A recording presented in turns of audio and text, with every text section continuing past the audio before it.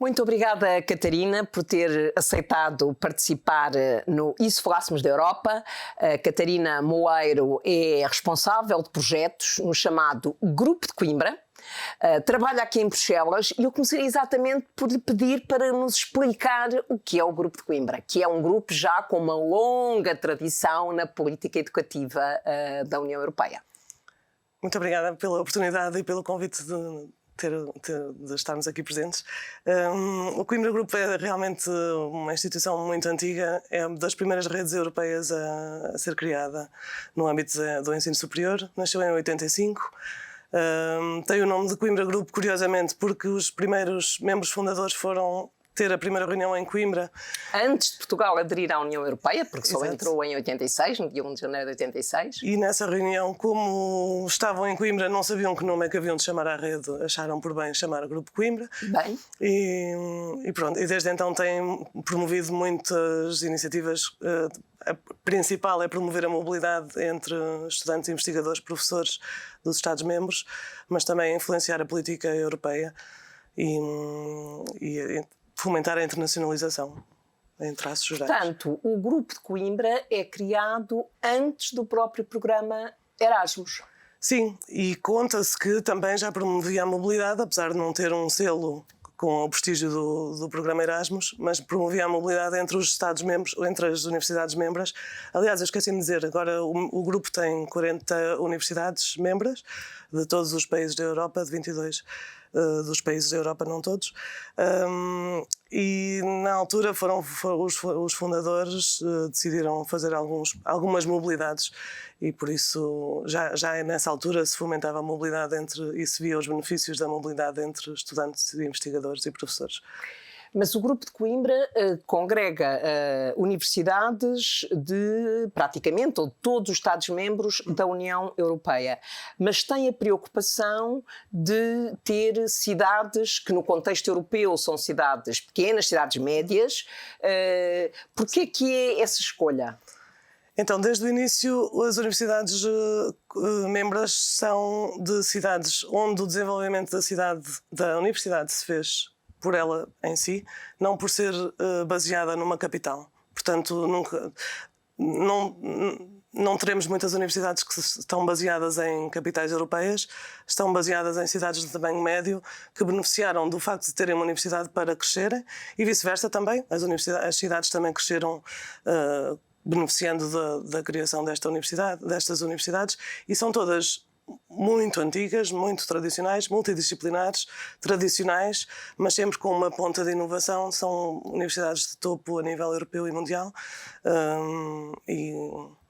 Tem mais universidades portuguesas ou é só a Universidade de Coimbra? Em Portugal é só a Universidade de Coimbra, depois temos as mais antigas, Bolonha, Salamanca, da Europa, Würzburg na Alemanha, Utrecht na Holanda. Aqui as duas membras fundadoras que têm uma história comum, mas não tão a Livre e a Católica. Não, Leuven e Louvain-la-Neuve.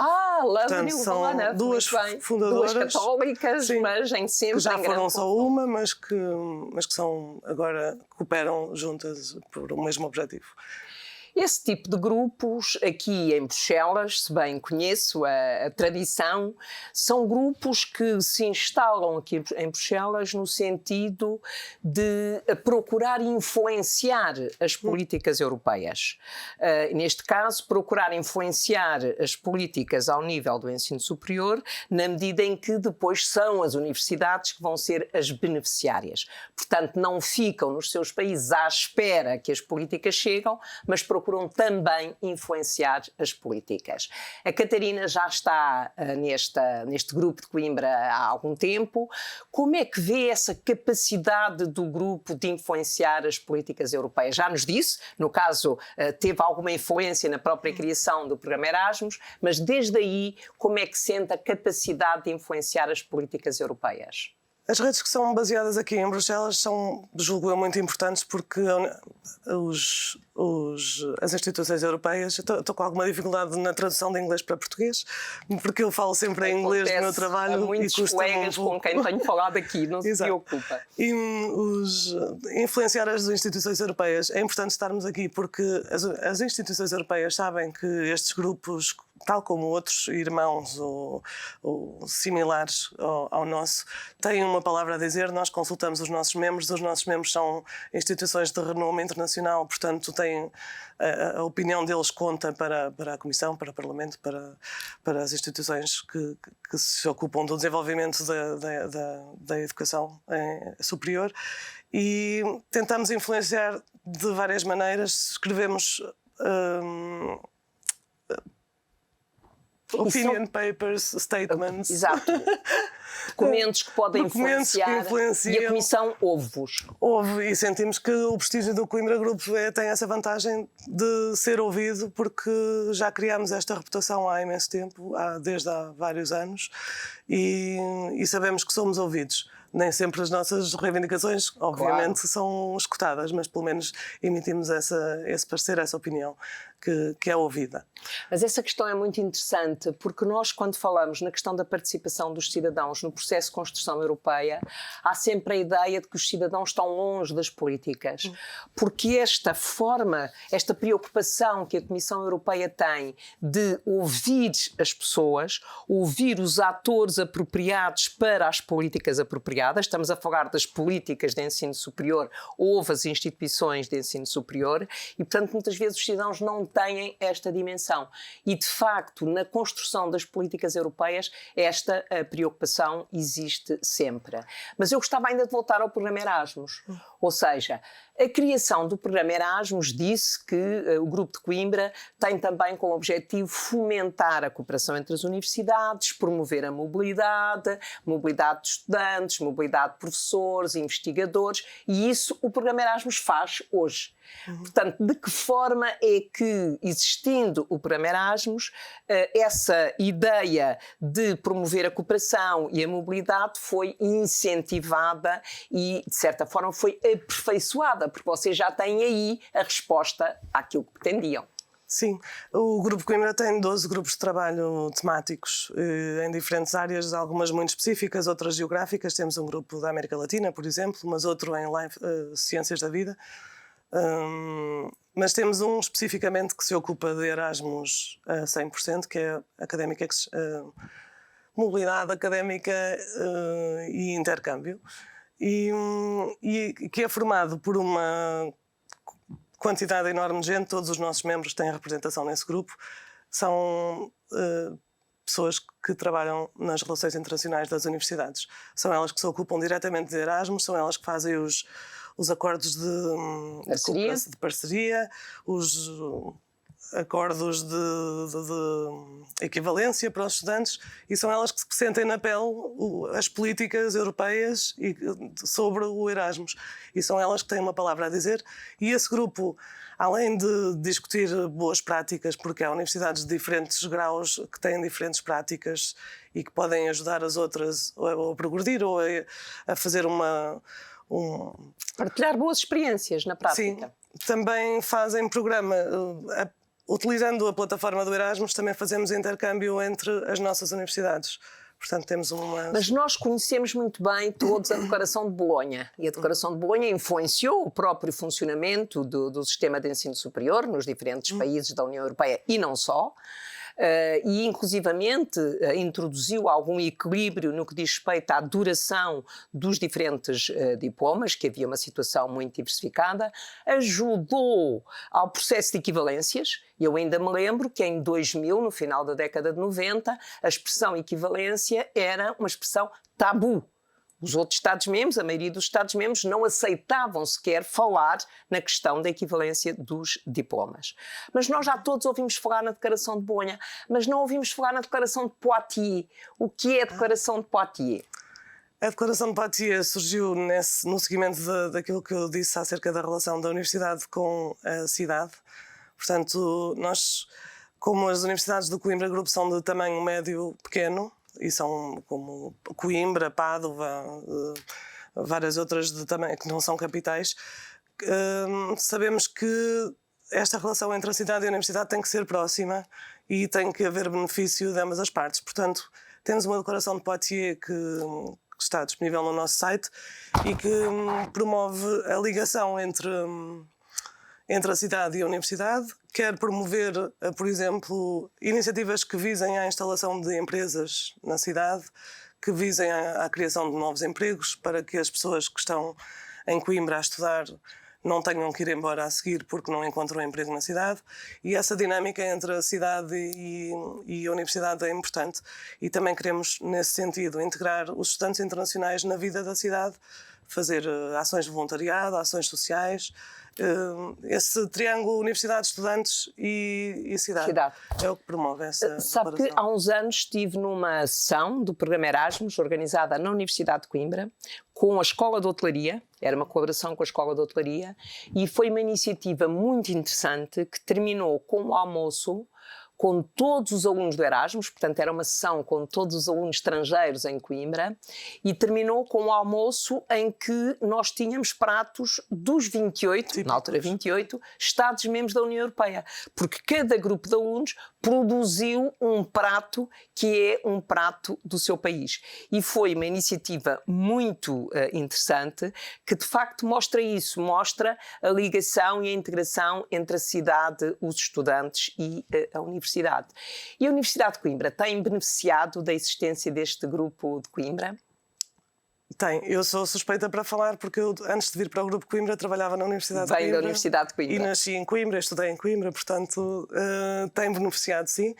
Acho que, em termos desta declaração de Poitiers, da criação de emprego e da criação de sinergias entre a cidade e a universidade, ainda haverá algum caminho para percorrer, mas também não sou eu a pessoa indicada para falar sobre esse assunto. Há uma outra dimensão quando nós negociámos o Orçamento Plurianual da União Europeia 2021-2027. Nós acordámos com o Conselho, com a Comissão Europeia, que 30% do financiamento do Orçamento da União Europeia 2021-2027 tinha que ser usado na transição climática. E olhámos para os diferentes programas, ou seja, onde é que nós podemos assegurar que vamos atingir estes 30% em média no final.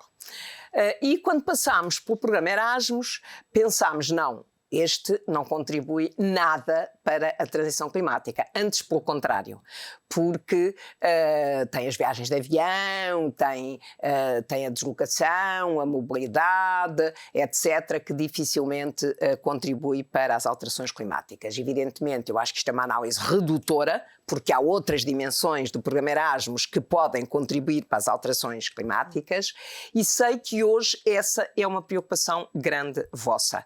Que projetos é que têm, ou como é que estão a procurar usar o Erasmus também no combate às alterações climáticas? Acabar com o Erasmus não pode ser solução, claro, porque é evidente. Um programa essencial e para... de comboio também de um país para o outro, vai-se de Paris para Berlim, mas não se vai de Varsóvia para Lisboa. Para todo lado, sim. E nós continuamos a acreditar que a mobilidade, a educação continua a ser uma arma importante contra coisas menos boas que se têm passado recentemente, portanto o Erasmus não se pode mexer no Erasmus. Mas sim, temos um programa que desenvolvemos este ano académico, um programa que tem a ver com o comboio, com a utilidade de meios verdes para a mobilidade. O programa Erasmus já atribui um extra de bolsa de 50 € para os estudantes que escolherem outro meio de mobilidade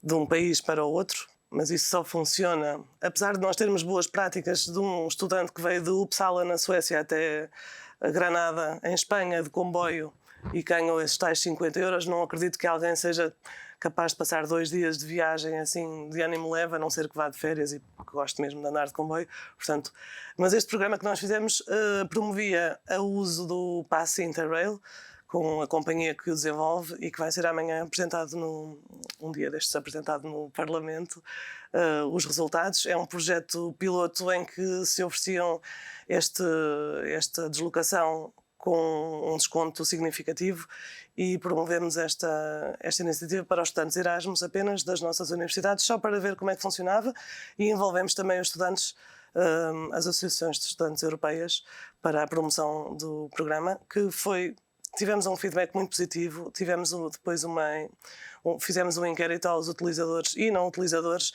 pedindo sugestões para o futuro, o que é que falta fazer, sabendo também os seus hábitos de viagem, os seus hábitos de reciclagem, a sua preocupação com o ambiente, e descobrimos alguns dados interessantes que ainda estão no forno, ainda não, mas que são muito interessantes. Este projeto foi uma migalha que nós queremos promover junto das instituições europeias para que se torne mais fácil, mais barato, mais acessível viajar de comboio do que de avião. Porque, de momento, é impossível dizer a um estudante para gastar 300 euros num avião, quando ele pode gastar 50 num comboio, quando ele pode gastar 50 num avião. Então, um estudante continua a ser um estudante com um orçamento limitado. Claro. Pronto, não podemos dizer é pelo bem do ambiente e esperar que isso resulte assim, não é? Pronto. Exatamente, portanto isso é uma dimensão interessante e finalmente podemos concluir que o Erasmus também pode contribuir, não só evidentemente ao nível dos diplomas, da forma como os alunos são recebidos, da sua integração na cidade, etc., mas também do ponto de vista do transporte, porque o transporte evidentemente não é a única forma de financiamento do Erasmus. E aliás o que nós decidimos foi, enquanto para outros programas, tipo política de coesão ou política agrícola, há uma determinada percentagem do programa que tem que ser orientada para a transição climática, no Erasmus decidimos não fixar um montante específico, mas exatamente irmos nesse sentido, no sentido também até do ponto de vista da formação, poder valorizar a questão dimensão clima. Sim. Mas tinha ainda uma questão que é a questão da Ucrânia. Ou seja, havia muitos estudantes estrangeiros na Ucrânia, muitos estudantes europeus e não europeus, havia muitos beneficiários do Erasmus. Como é que estão a lidar com essa situação hoje? Eu comecei por apresentar o Coimbra Group e disse que era um grupo de 40 universidades europeias. Nós éramos 41 universidades europeias que recentemente, em março, devido à situação da Ucrânia, vimos-nos obrigados a suspender um dos membros, que é a Universidade de São Petersburgo, na sequência de vários comunicados emitidos por reitores de universidades russas de apoio à invasão da Ucrânia. Portanto, embora os reitores são uma coisa, as universidades são outras, e as universidades foram sempre espaços de liberdade e pensamento. E é outro dos tópicos de que nos ocupamos agora é a liberdade académica também, e que deixámos isso claro, que não queríamos prejudicar os investigadores, os professores, os alunos, mas que, sendo aquela opinião oficial de uma universidade, nós não podíamos compactuar e aceitar, e tivemos de proceder à suspensão da Universidade de São Petersburgo. E, entretanto, emitimos 2 comunicados apelando à paz e ao apoio aos estudantes, investigadores e professores e membros das universidades russas e ucranianas. E temos agora uma plataforma no nosso site em que compilamos todas as iniciativas que estão a ser levadas a cabo nas nossas universidades, e temos algumas bastante perto das fronteiras, com informação, com links para os sites dedicados às iniciativas, e todas as iniciativas que estão a ser promovidas nas nossas universidades estão patentes no site. Temos também um programa de bolsas que habitualmente vai para as regiões da América Latina, países de vizinhança e África, e estamos a pensar criar uma linha para estudantes e investigadores e professores ucranianos também, mas estamos a seguir atentamente o desenrolar da situação. As universidades membras que temos junto à fronteira estão neste momento a fazer milagres com os investigadores e professores e todos os membros da comunidade académica que vêm. Têm acolhido famílias, têm acolhido estudantes, e estamos a tentar fazer algum tipo de coordenação para que seja o peso distribuído mais irmamente pelos outros membros. E recorrem, porque um dos problemas que existe, quer dizer, nós estamos no mês de maio, não é? Os estudantes chegaram aos países europeus desde o início da guerra. Inicialmente, quando chegaram, têm a expectativa, a guerra vai durar pouco, portanto nós vamos voltar à universidade, mas vão ser confrontados com a necessidade de se inscreverem numa universidade no próximo ano letivo, se perderam, e estou convencida que a maior parte deles perderam este ano. Portanto, há essa abertura por parte das universidades no sentido de receberem estes alunos? Abertura há muita, e esqueci-me de falar de outra iniciativa que tomámos juntamente com as 2 associações de estudantes mais importantes na Europa, que é a European Student Network e Erasmus Student Union. Não, Erasmus Student Union e European, ESN e ESO, as duas instituições mais importantes a nível da representação de estudantes, e a University Foundation.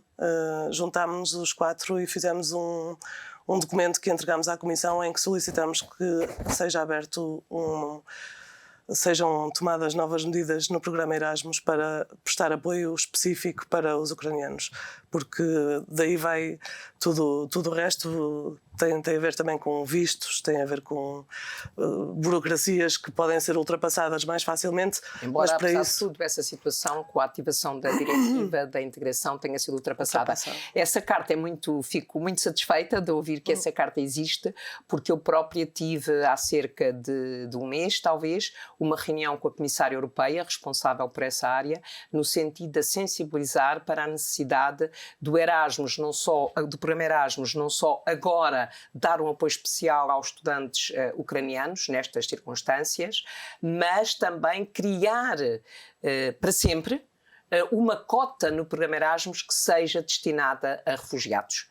Porque temos agora os refugiados sírios, mas temos agora os refugiados ucranianos, mas temos refugiados sírios, outros que chegam à Europa, estudantes do ensino superior. Conhecemos a experiência de Jorge Sampaio em Portugal, com a plataforma dos estudantes sírios, mas é muito importante que o Erasmus dê um sinal de que a União Europeia é aberta e há sempre uma cota do programa Erasmus que é destinada a refugiados. Portanto, essa carta vai exatamente neste sentido, no caso concreto dos estudantes ucranianos, que é fundamental encontrar uma solução, porque, como nós costumamos dizer, se calhar ainda não se deram conta, com a dificuldade das questões da guerra, de que o ano letivo acabou, está a chegar ao fim, mas evidentemente vão querer integrar uma universidade no próximo ano. E não vemos o fim.